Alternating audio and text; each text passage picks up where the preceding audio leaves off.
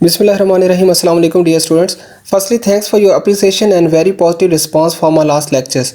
Today we are going to start very important element of English language, which is pronunciation, and we'll discuss top 10 mispronounced words right now. Firstly, we'll see what is pronunciation. Well, what is pronunciation? The way in which words are pronounced or how words are pronounced are called pronunciation. Dear students, pronunciation को उर्दू में तलफ़ुज़ कहते हैं। ये sounds के कुछ standard हैं या syllable के स्ट्रेस पैटर्न्स हैं जो कि मिलके प्रोनाउंसिएशन बनाते हैं।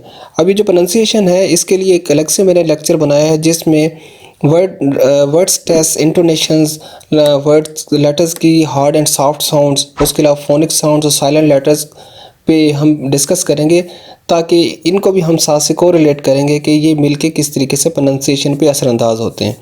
प्रोनाउंसिएशन के 200 अल्फाज हैं, 200 वर्ड्स हैं जो कि हम पूरी अपनी लाइफ में मिस प्रोनाउंस कर रहे हैं, जो कि हमारी ऑब्जर्वेशन है और जिसके लिए हमने ग्रेजुअली तमाम लेक्चर्स डेवलप किए हैं, बना लिए हैं।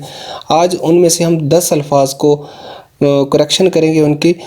डियर ऑडियंस, ये याद रखिएगा कि पूरी दुनिया में सिर्फ 2 ही स्टैंडर्ड्स हैं प्रोनाउंसिएशन के, एक ब्रिटिश है और दूसरा अमेरिकन है, तीसरा कोई भी स्टैंडर्ड नहीं है। और इन्हीं ही दोनों स्टैंडर्ड्स को साथ लेके चलते हुए हमने प्रोनाउंसिएशन को चेक भी करना है और साथ साथ अपनी प्रोनाउंसिएशन की करेक्शन करनी है। तो पहला जो आज का वर्ड है उसको हम डिस्कस कर लेते हैं, जो कि बहुत ज़्यादा मिसप्रोनाउंस होता है और जिसके हवाले से बहुत सारी क्यूरीज आ रही हैं मेरे पास कि ये वर्ड शेड्यूल है या स्केड्यूल है। तो याद रखिएगा कि जो ब्रिटिश हैं वो इसको शेड्यूल बोलते हैं या शेड्यूल भी बोलते हैं और अमेरिकन इसको स्केड्यूल बोलते हैं। तो दोनों ही प्रोनाउंसिएशन ठीक है, आप इसमें बिल्कुल कंफ्यूज ना हो। शेड्यूल भी ठीक है और स्केड्यूल भी ठीक है।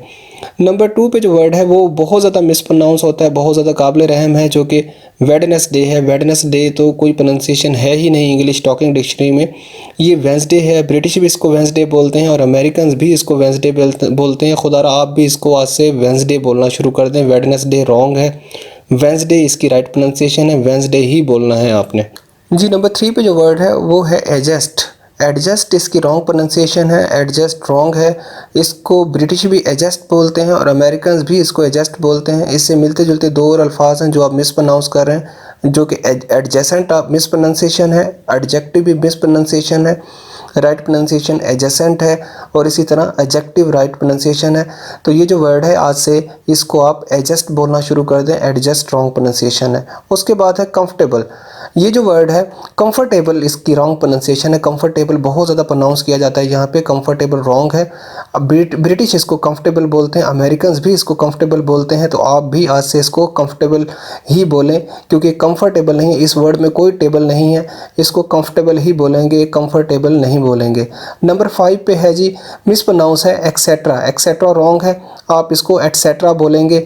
ब्रिटिश और अमेरिकन दोनों ही इस पे एग्री हैं कि ये एटसेट्रा है। और आप अक्सर मैंने ऑब्ज़र्व किया है कि अपनी कम्युनिकेशन के दौरान ईटीसी बोलते हैं, ईटीसी ना बोलें, आप इसको एटसेट्रा बोलें। बहुत प्यारा वर्ड है, ईटीसी अच्छा नहीं लगता आपके प्रोफेशनल कम्युनिकेशन में, आप इसको एटसेट्रा एटसेट्रा बोलें, एक्सेट्रा को छोड़ दें, एटसेट्रा को अडॉप्ट कर लें। आज से ये एटसेट्रा है आपकी लाइफ्स में, इसकी प्रैक्टिस कर लें, बार बार बोलें इसको एटसेट्रा एटसेट्रा एटसेट्रा। नंबर 6 पे देख लेते हैं जी, wrong pronunciation competitor. Competitor wrong pronunciation है competitor. Competitor as per British and American both are agree that it's competitor, it's not competitor, it's competitor competitor. Number 7 पे है एडवर्टीजमेंट। अब ये वर्ड भी इस हवाले से आप लोगों को कंफ्यूज कर रहा है कि इसकी राइट प्रोनाउंसिएशन एडवर्टीजमेंट है या एडवर्टाइजमेंट है। दोनों ठीक हैं जी, ब्रिटिश इसको एडवर्टीजमेंट बोलते हैं और अमेरिकन इसको एडवर्टाइजमेंट बोलते हैं, मगर आप जो इसको मिस प्रोनाउंस कर रहे हैं वो आप इसको एडवर्टीजमेंट बोलते हैं। देखिए, आर से पहले जब भी वाउल साउंड आती है तो आर को प्रोनाउंस नहीं किया जाता। ख़ासतौर पे ब्रिटिश इसको बिल्कुल प्रोनाउंस नहीं करते, अमेरिकन इसको स्लाइटली बोलते हैं, मगर आप इसको एडवर्टाइजमेंट बोलते हैं, जिससे ये वर्ड मिस प्रोनाउंस हो जाता है। इसको आज से आप या तो एडवर्टीजमेंट बोलें या फिर एडवर्टाइजमेंट बोलें, दोनों ही ठीक हैं। नंबर 8 पे देख लेते हैं रिप्रेजेंटेटिव। रॉन्ग है जी, रिप्रेजेंटेटिव कोई वर्ड नहीं, आप इसको रिप्रेजेंटेटिव बोलें, representative. Both are American and British are pronounce it representative. So from today to onward this word must be representative, not representative. Number 9 पे है मिसप्रोनाउंसिएशन सैम्बल। सैम्बल नहीं है, इसको सिंबल बोलना है। अमेरिकन ब्रिटिश दोनों सिंबल बोल रहे हैं, आप भी इसको आज से सिंबल बोलेंगे।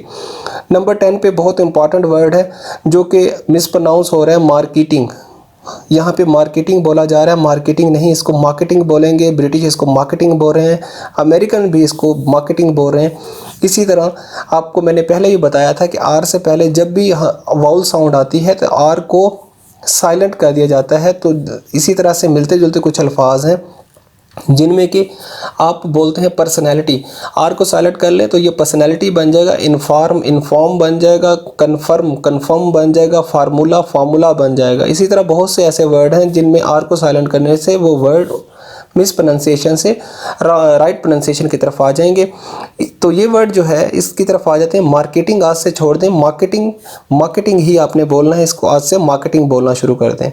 Let's have a recap after correction of all these words. Schedule as casual, Wednesday, adjust, comfortable, etc., competitor, advertisement, representative, symbol, marketing. Well, thanks for being with Headway. Keep in touch with us and don't hesitate to ask in comment section. See you in next lecture soon. Allah Hafiz. Take care.